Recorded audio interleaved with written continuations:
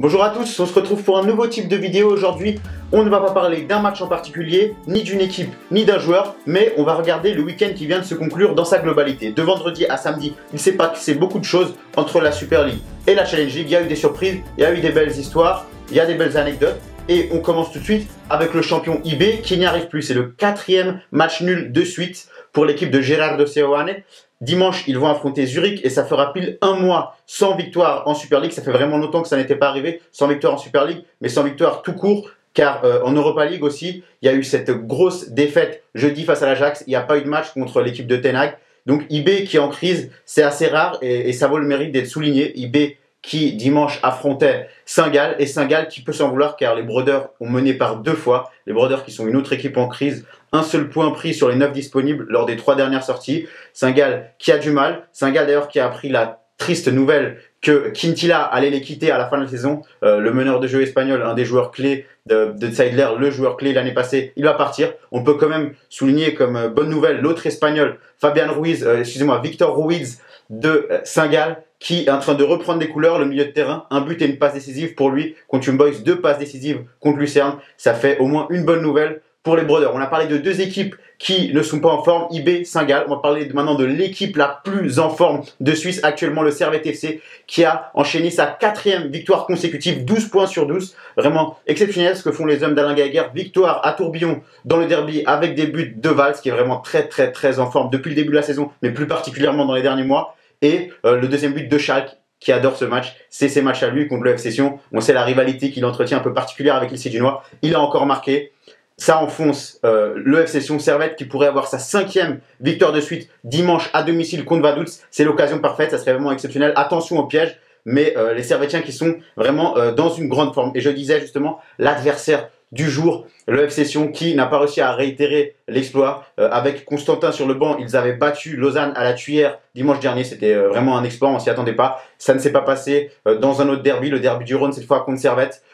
Sion d'ailleurs qui a nommé Hugo Rachinski, l'entraîneur des M16 de Sion, ex de Martigny, pour assurer l'intérim, mais c'était bien Constantin qui dirigeait l'équipe ce dimanche. Défaite logique des Sédunois avec tout de même à signaler le premier but du jeune japonais 2002 Wakatsuki en Super League. Sion, heureusement, l'adversaire direct de Sion, Vaduz, qui a aussi perdu, mais la 8e place qui s'éloigne pour les Sédunois. Je parlais de l'adversaire direct du FC Sion pour le maintien. C'est Vaduz, Vaduz qui est dernier, et Vaduz qui a reçu une claque à domicile contre Lugano. Les Tessinois qui se relancent après la défaite contre Zurich à domicile de dimanche dernier. Les Tessinois qui avaient déjà gagné 3-0 à Sion. Une autre victoire à l'extérieur. Lugano qui est la 2e meilleure équipe du championnat, loin de Cornaredo.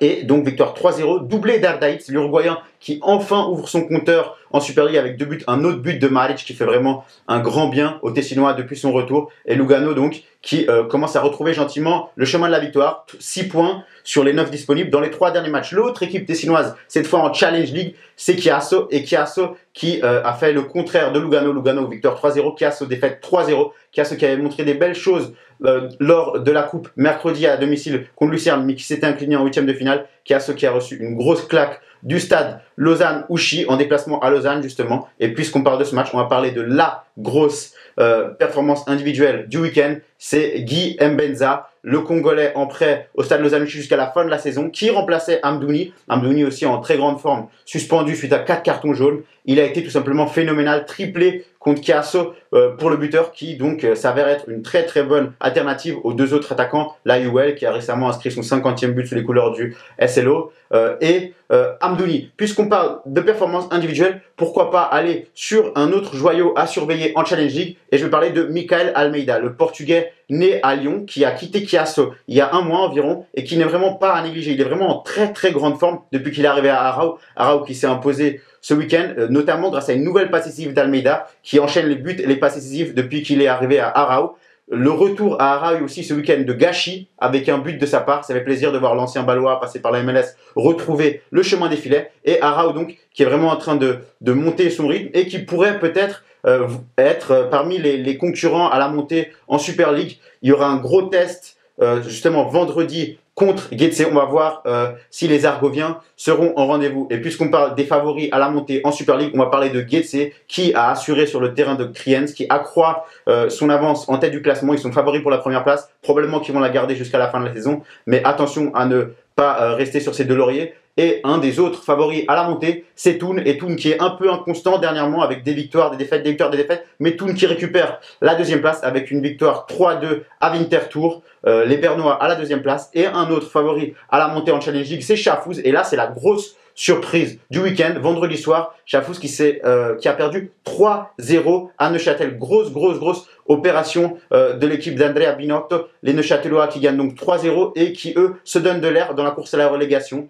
Maintenant, dans la course à la relégation, on retrouve surtout Chiasso et Kriens. Kriens qui, justement, a dû s'incliner contre le leader Getse. Kriens qui vraiment a du mal. C'est peut-être la pire équipe de Challenge League, sachant que Chiasso joue un peu mieux maintenant. C'est peut-être aussi la pire équipe de Challenge League depuis le départ d'Aboubacar pour Lugano, qui a été remplacé par Patrick Louane de Sion, entre autres. Patrick Louane qui a marqué ce week-end, mais ça reste insuffisant. Kriens qui a 2 points du dernier Chiasso. Attention pour les Lucernois. Et puisqu'on parle de relégation en Challenge League, on va parler de la relégation en Super League. Une équipe qui était concernée par la relégation dernièrement, j'en ai fait une vidéo, c'est le Lausanne Sport. Maintenant, ça va mieux. Et ce week-end, le Lausanne Sport a montré une réaction face à Zurich. Ole Zigrun, Lausanne qui était mené 1-0, excusez-moi, à la pause. Et Lausanne qui a répondu en deuxième mi-temps avec un but de Guessant. Guessant qui commence à se montrer de plus en plus décisif. Vraiment une bonne nouvelle pour l'attaquant en prêt de Nice. Du côté de Zurich, allez s'il vous plaît voir le but du 1-0 inscrit par Kramer, mais pas pour le but de Kramer, pour le travail de Marquezano avant le but. C'est tout simplement phénoménal. Le Tessinois qui est dans une forme exceptionnelle.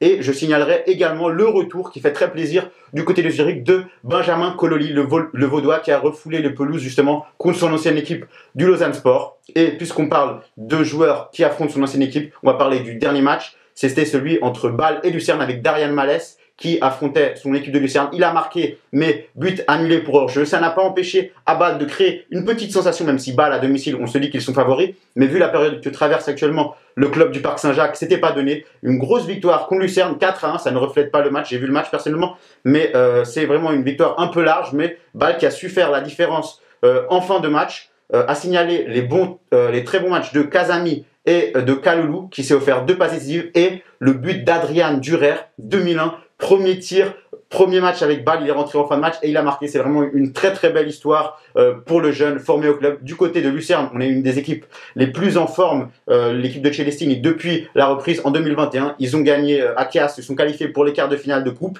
Mais il y a eu justement un coup d'arrêt malgré le nouveau but de Louis Schaub qui n'en finit plus d'éclabousser le championnat suisse de son talent. Lucerne qui a dû avoir ce coup d'arrêt et qui glisse à la 7e place. Donc voilà, on a fait un peu le tour de ce week-end. Il s'est vraiment passé beaucoup de choses, vous avez vu. C'est pour ça que j'ai voulu en faire une vidéo un peu plus globale. Dites-moi si ça vous intéresse ce genre de format. Essayez d'être un peu dynamique, etc. En tout cas, maintenant, les semaines anglaises sont un peu terminées en Suisse, en tout cas pour le moment.